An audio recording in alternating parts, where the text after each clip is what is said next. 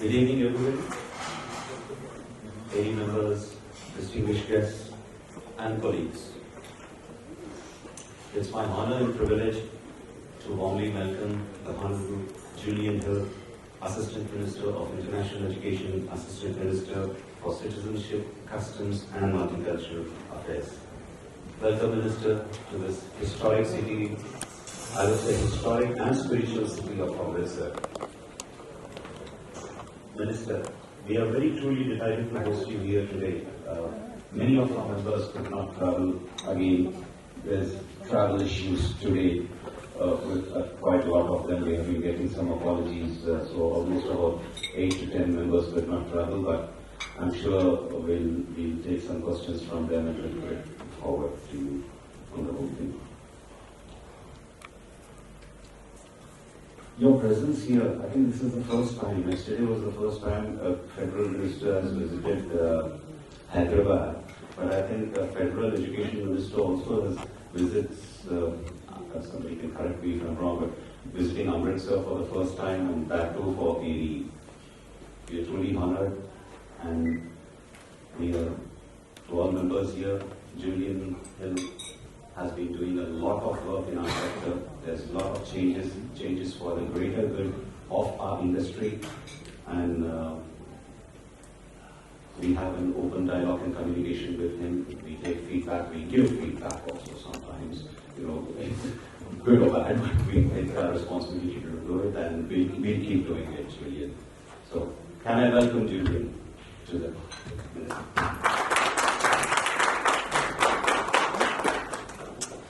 Thanks, Nishi, and thanks to the AAERI executive and members for the work that you do.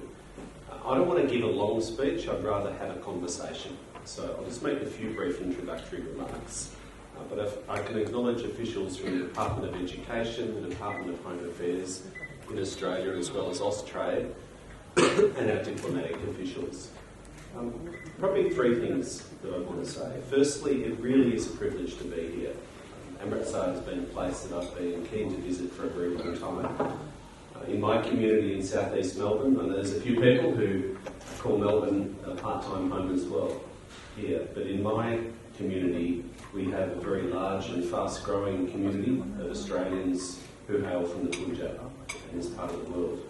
Indeed, Punjabi is the fastest growing language in Australia and is now the 5th most spoken language at home. When people in Australia shut their front doors at home, it's the 5th most spoken language in Australia. And as you know, Hinduism and Sikhism are two of our fastest growing faiths, given the skilled migrant community that lives in Australia now. So as you know, Australia is the world's most successful multicultural country in our view. And at times, they say bad news travels fast, and social media gives a platform for some loud minority voices to spread. But overwhelmingly, Australians value our multicultural character. Indian culture has become part of the Australian culture. My friends joke that Diwali runs for 3 weeks in Melbourne, longer than at home in India. And Indian culture and customs are part of our culture now. So, that underpins one of the key propositions that we put forward to welcoming high quality, genuine students to Australia, that we're a safe and welcoming community. And overwhelmingly, I think we live up to that promise. The second thing that I want to say just on the education partnership, increasingly the Australian government is focused on deepening the partnership, making it a two-way partnership. So student recruitment, study abroad, is important. It's important to our country and it's important to a lot of young people around the world. There's people in their 20s right around the world, young adults who choose to try and pursue an education in another country. And that's a good thing. It means our young people get to know each other, we benefit as a country. It's a very important sector for Australia. But it's also important in the long term because most students from most countries ultimately have to return home. That's just a function of mathematics. Australia's a population of 26, 27 million people. India's population is heading towards 1.5 billion people with a very young demographic. So of course not everyone who wants to come and study in Australia will ever be able to do so. And we need to make sure that we maintain the confidence of Australians around the students that we welcome, that when Australian kids, whatever their background, and our international students go to an Australian university or campus, that they're getting a genuine international experience. So we work hard to make sure that we're welcoming students from all different parts of the world. So that's just something that we need to focus on, but I just want to emphasise again that genuine high quality students continue to be welcome to Australia, but we need to manage the size and the shape of the onshore student sector. In that spirit, the partnership between Australia and India deepens in different ways as well. We are encouraging more young Australians to try and spend some of their time, their education journey, studying overseas, including in India. Numbers aren't where we'd like them to be yet, but that's something we continue to encourage and our universities are focused on. But I'm really proud that Australia was the first country to accept the invitation of Prime Minister Modi and the Indian government and Minister Pradhan to welcome foreign branch campuses. Indeed, the very first two universities, global universities, that were approved by the Indian University Grants Commission were Australian institutions. And that's something we are proud of. And we've since then seen a number more, probably 6 or 7 now, Australian institutions seeking to establish or committing to establish branch campuses in different parts of India. And of course there's the research partnership. We were in Hyderabad yesterday. Apparently I was the first Australian Commonwealth Minister to visit the state of Telangana, as of course the Union's newest state. And we were talking on the plane on the way up. As best we can tell, there hasn't been an Australian Commonwealth Minister come to the Punjab since then Prime Minister Abbott came around 2014. So we really are pleased to be here, and it's obviously been too long. But the third thing I then want to say to people in this room, within that context of welcoming good, genuine students, the truth is we are concerned about some of the rates of fraud and non-genuine students that we're seeing from parts of India, including this part of India. I really recognise the work that AAERI does and bringing good, reputable agents together who try to do the right thing and give students good advice that's in their interests. You know, young people, this is a big decision for many young people. It's a big financial commitment to many families. It's a big thing for many mothers to let their children go overseas and want to feel that they're safe and make that financial sacrifice and know that they'll be welcomed and looked after. These are big life decisions, and of course good agents also want to help guide students to choose courses that are right for them, whether they're interested one day in a migration pathway, knowing that not everyone can pursue a migration pathway, but making sure there's a good return on investment for future careers in India or elsewhere around the world. So I do acknowledge and thank you for the work that you do. We are concerned, and I'm happy to take some questions and we can talk about, you referred this in your introductory remarks to some of the policy changes, but we are concerned about some of the spike in fake documents, fake identity documents, fake bank accounts, manufactured stories, and frankly that is behind the rise in recent months in rejections of visas of non-genuine students. So I just want to leave you with that message. Good, genuine, high-quality students continue to be welcome to Australia, but we have zero tolerance for fraud in non-genuine applications, and I wouldn't be honest with you if I didn't tell you that that is an issue that we're concerned about at the moment. I understand overwhelmingly not for people in this room, but I'd encourage the parents in Punjab to really guide their kids on the right path. Study hard, get the grades, save the money if that's an aspiration that they have, make sure that the documents are genuine, and if an agent's telling you down the street something that's too good to be true, then no one can guarantee a migration outcome to Australia. I can't even guarantee a visa, and I'm the minister. That's not how Australia's system works. It's Steve and his staff that make those decisions based on the evidence before them and the intelligence and the patterns of what's being said. So we really need to work together between the Australian government, our institutions and the good agents in the region to make sure that students are not being misled and are not being taken advantage of by unscrupulous agents who are simply trying to make money act in the best interest of the students.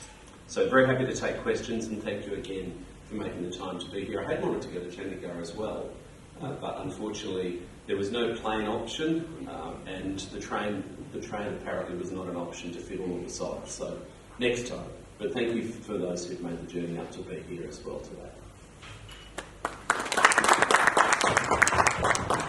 Can I have a sip of coffee, because we did get up at 4:30 a.m. Yeah.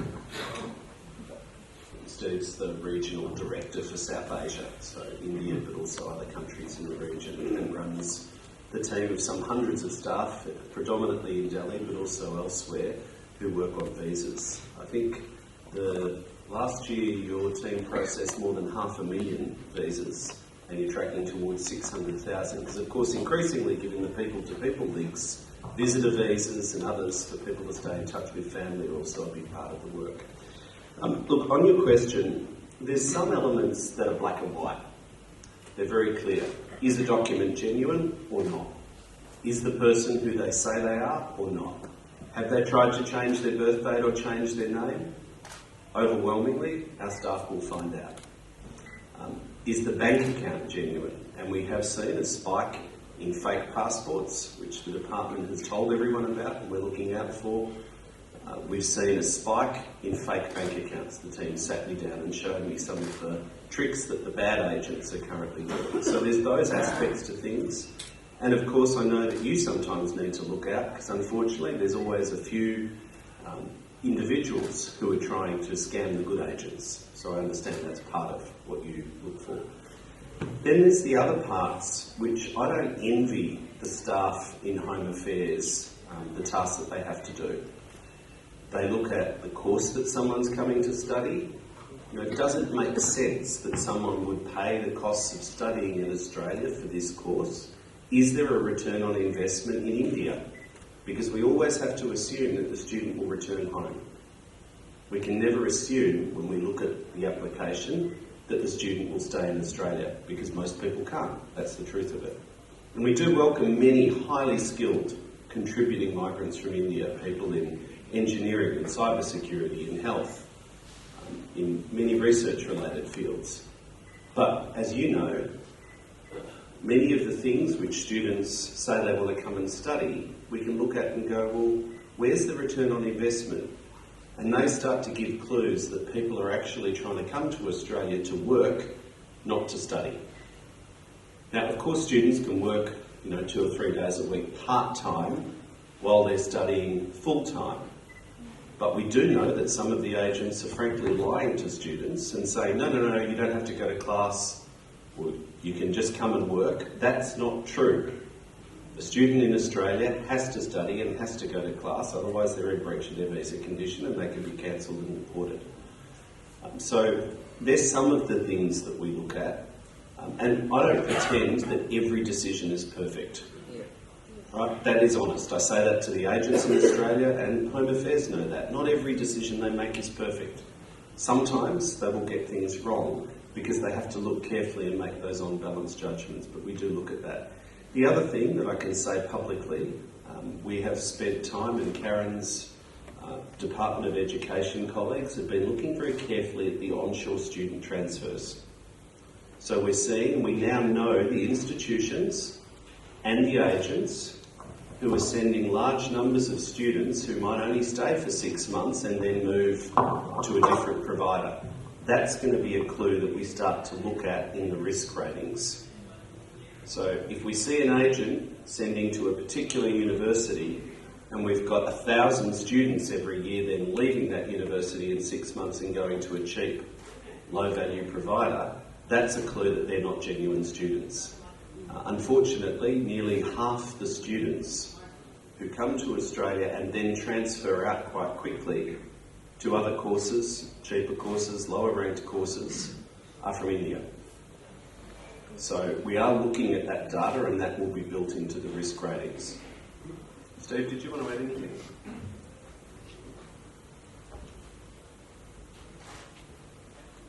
It's always very dangerous when the minister says, do you want to add anything to a very good answer?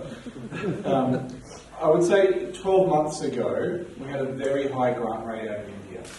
And that's after we introduced a whole series of reforms, and then we were up into the 90% grant rate. So we moved the processing team to India, we worked with the industry, and we were getting a 90% grant rate. If you actually look at the total number of visas that are granted, number, not percentage, from last year to this year, we're actually ahead of where we were last year in terms of number of grants from both Punjab and from India. But what we have seen, as the Minister alluded to, is people trying to take shortcuts, falsify information. We really want people to do individual explanation about what they're going to be saying. So there's a text field, and sometimes the students aren't filling out that with their own words about what they're going to go and study. And when we bring up the students sometimes, they can't tell us what city they're going to be living in, they can't tell us what course they're studying or what's involved in that course. So we will test whether there is doubt. We will ring the student directly and ask them a question. Or what we will do is we will go and deal with the financial institutions where we think that there's documents that have been altered, including where we think that names have been altered or it's been a false creation, because living in Australia is not cheap. It's a great place to live, but it's not the cheapest place in the world. So we need to be satisfied that not only university courses can be paid, but that someone's going to be able to have a decent living standard there. So we do test the financial information very carefully. And what we found is those two things. Sometimes the English levels have been falsified and people can't answer our questions. Secondly, we're seeing that people aren't really across the courses studying all the reasons why. And the third thing is that we're not satisfied on the financials strong enough. But I will say this, we are still seeing high quality, excellent students from India, and they are making a great contribution to our sector, and we want that to continue, because they're also an important pathway for us to skill migration in the long run. Not that that's the goal of international education, we want people to come back and bring their skills here, but we want to maintain that relationship between India and Australia to a high quality. Thanks, Minister. Hi Minister, this is Chandeep. I'm from Chandigarh. Thank you so much for coming and taking on the questions. The openness is really appreciated. So my question is that recently the ESOS Act has been amended and passed. So what does that mean for the agents and the other stakeholders around it? If you can just brief. Sure, yeah. Thank you. We have, yes, the new law came into effect yesterday actually. It was signed into effect by the Governor-General after being passed by the Parliament the week before. That Act we've been working on for 2 years, and it includes a number of measures to strengthen the integrity of the whole system. One of the most important ones for agents is, in the new law now, there's a much clearer definition of who is an education agent and what is an education commissioner. So it covers a whole range of things: marketing, payments, incentives, lots of funny names that people might try and use for payments between an agent and a provider. But we've made that definition very broad, very deliberately, because the intention of the government soon is to amend the ESOS code. Just to unpick that, that's the Education Services for Overseas Students law. Most people here would know that, and we're very proud in Australia that we have a specific law to protect international students and make sure that they're getting a good experience, that they know their rights, and that providers who teach them or invite them to our country also operate within the law. So the intention is that we amend the code to ban the payment of commissions for onshore student transfers. And I know that's been one of the things, not the only thing, Anishi has a long list, but one of the things which AAERI has been advocating for some time, because we work very hard to recruit a student, to find genuine students, and it's better usually for the student if they stay with the quality provider that they've been recruited to. Of course, there's sometimes good reasons. Young people make choices that aren't right for them. They discover that. Sometimes the parents might have pushed them to do a course that really isn't the right course for them. These things happen. But the rate of transfers we're seeing is unacceptable. So that's one of the changes. There's other changes around requiring vocational providers to have taught domestic students for 2 years before they're allowed to recruit international students, which will start to change that part of the market over time. More powers for the regulators to cancel providers who haven't been teaching students. More powers for the regulators to look at the ownership patterns between agents and providers and migration agents as well. I know that there's some very bad behaviour with a small number of agents and a small number of providers, so happy to take any other questions, but that's probably a couple of the main ones that affect agents. Thank you so much.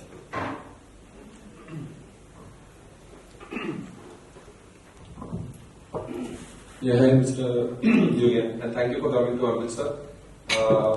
And I'll start appreciating you and your government. I think a lot of efforts that you're doing for Indian students overseas, and I think they're well settled there and really happy with the overall structure. So I come from IDP, and you would know it's an Australian company, and I think despite the level change that you guys have given us, helping us in terms of entire India level has changed to 2 now.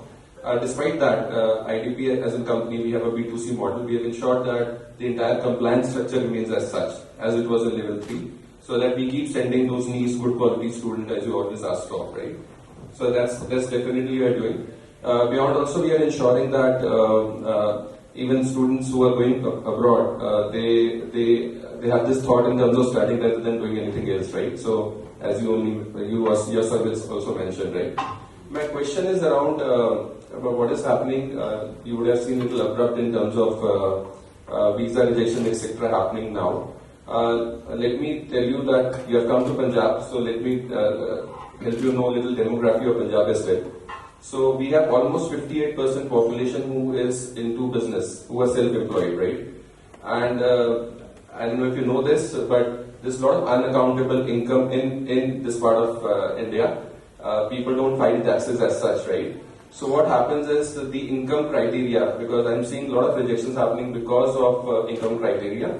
Students have good academic scores, they have good ELT language skills, right? But beyond, I think that is one parameter we really struggle when it comes to their financials. They have their deposits, etc., which are actually required. But that's the only place wherein I see there is little help that it can be looked at, because that doesn't define the student basis the income of their parents. Yeah, that's the question. Okay, thank you. I'm not going to see that to the detail of that second part in a moment, but I'll just make 2 comments. What I'll say to you now is exactly what I said publicly in Australia about 2 weeks ago at the TEXA conference. I'm not sure whether anyone was there if you're in Melbourne. That's the higher education regulator in Australia, and I said this on the stage.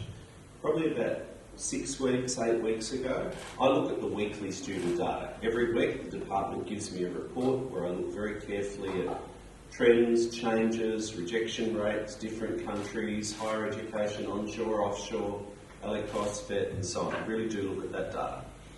And probably about 6, 7 weeks ago, I started sort of raising an eyebrow because I saw some surprising jumps, quite significant jumps in the rate of applications from parts of South Asia. A few countries, not just India. And then probably about 3 weeks ago, I started shaking my head at this data because some of us have seen this movie before. The Australian government doesn't publicly comment on specific evidence levels for countries for a whole range of sensible reasons. But I think people are well aware when those changes happen every 6 months. And unfortunately, it appears what we've seen in some countries, including this part of India, is when evidence levels change, then rumours have instantly spread that people can come to Australia without proving their English or without proving their financials. Can I say very clearly that is wrong? The department through October also saw what we were looking at and went, hang on, this is not right. So we slowed things down and we went in and sampled a few hundred students and then a bigger number. And unfortunately what we found was what we suspected, that a whole bunch of people had suddenly started applying who didn't speak English, who didn't have the financials that they claimed, and were not genuine students. So what I said on stage 2 weeks ago is I will look carefully at the data, and I've been doing that over the last 2 weeks. And if, as we are suspecting, that is happening, we can always change the evidence level back. We're not going to wait for the next 6 monthly update. So I think the practice that you described, of continuing to get those documents and be absolutely certain of the students you're putting forward, is a very wise practice. And say very clearly, if anyone thinks they're going to get through on streamlined visa processing without proving the documents, then they're wrong. So that's on the evidence level issues. On the financial question, as Steve touched on earlier, Australia's a wonderful country. Hands up who's been to Australia? Most of the room. There's a couple of you, we welcome you soon. Australia's a wonderful place and a very diverse place. It's not the cheapest place to live. And one of the things that we promise students, as part of our global positioning, is that when you come to Australia, you get a premium education, you get a high quality education. All of our universities are properly regulated to a very high standard, and that you have a good student experience. That means having somewhere decent to live, might mean doing a little bit of part-time work while you're a full-time student. So being able to prove your financial capacity is important, because otherwise we're not living up to that promise. And the Australian people, the Australian population, expects students to be able to be supported well. So the financial capacity is important. I can't promise you that we're going to be relaxing those standards, is the truth of it. Did you want to add anything, Steve? He's got his own microphone now. We can join the little show here. My team regularly brief me on what we're seeing. Some of what we're seeing is the increasing use of loans from different areas. We're not satisfied that those loans will carry through the course, the full duration of the education. So therefore, we're not convinced then that the student is a genuine temporary student, or that they've got the means to pay for the entire education without having to work onshore to then pay those costs. So that's what we're seeing. As I mentioned, 12 months ago, this wasn't an issue. It seems to have been something that's coming in the last 6 months and accelerated since the evidence levels changed. But my team are very carefully monitoring, and that's what we adjust for. We monitor very closely, we look very closely, and I'm not saying loans are a bad thing, but we need to be satisfied that the money is going to be there for the duration of the course of study. Students do have the ability to work in Australia. It's 24 hours maximum a week, and one of the worst decisions that the previous government made was to uncap the student work hours, because it recruited a whole bunch of non-genuine students who were coming to Australia to work, not to study. We've changed that. But the very clear expectation is that not that students think that they can only support themselves through working. That's simply not possible in Australia with the cost of living. It is not possible to come without financial and think you're just going to work in Australia to pay your fees and your living expenses. It simply is not possible. So that is why the financial capacity is important. The extra money that students can earn can help a bit with the cost of living, but they've still got to be able to pay their tuition fees and core expenses without relying on that work. Sure. Sorry, just jump back up. The other thing that we're really conscious of is that the education providers themselves are doing their homework and are understanding when they issue a COE, that they are taking into account that they have done some good testing to make sure the student isn't just paying the deposit, but are looking across. So we're doing some work where we're reaching out to the education providers as well, to let them see what we're seeing and for them to do stringent on their part. So just because the COE has been issued by them, we still do our own independent test, but we want to work with the higher education providers so they know what we're looking for and that they should be also checking for those things before it gets to the visa stage. We don't want to be known as the bad cop in town. We want the system to work, and we've already talked to Nishi about, we'll run some sessions with AAERI in the future. We will show you what good applications look like as well. So I'll just close that comment there, but I think the education providers have an important role to play here. Thanks. I've got one question that was sent to me since you're doing it, and I know it's answered, but it is about visa integrity and the new ESOS integration. Will visa risk setting be more closely aligned with ESOS compliance? For example, will high-risk onshore behavior by providers impact their visa processing priority? There's a few questions in there. The question of priority is different from integrity. So just to explain the new ministerial direction, and I'll go back to the integrity question. The new ministerial direction, which I signed a few weeks ago, which has come into effect in mid-November, has 3 priority levels. The priority level does not impact the likelihood of getting a visa grant. Getting a visa grant depends on the intelligence, so the patterns that Home Affairs are seeing of serial students. They have very big computers and lots of data and really drill into that, and the evidence provided. So the chance of getting a visa grant depends on the intelligence and the evidence and the assessment of each individual visa. The prioritisation more goes to how fast a visa may be looked at. So think about it like this. The visas come in, they go into a big bucket, and then how quickly they get assigned to a processing officer to look at depends on whether they're priority 1, 2 or 3. The intent is to make sure that all providers get a fair share of the visa processing staff. Don't know whether this works in Punjabi, but that all providers get a lick of the ice cream, a fair go. So if they're up to 80% of their notional commencement level, they get priority 1, which at the moment is usually within a month or so. If they're between 80 and 115%, they get priority 2, which is sort of up to a couple of months. And if they're over 115%, then they go to the slower priority lane, which would be more like 3 months.